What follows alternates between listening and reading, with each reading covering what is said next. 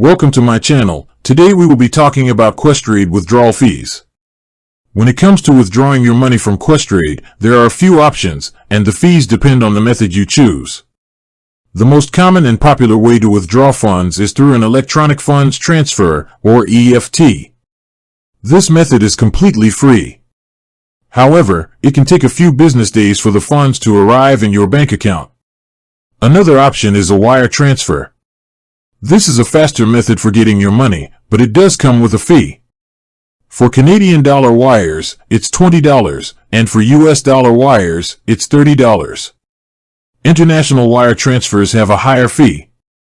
Keep in mind that if you're transferring your entire account to another financial institution, there's a different set of fees for that. Questrade will charge a fee for a full or partial transfer out of your account, but they may offer a rebate for this. In summary, Questrade does have withdrawal fees, but only for certain methods like wire transfers. Electronic transfers, which are the most common, are free. With that being said, thank you for watching. For more finance videos, kindly check my page.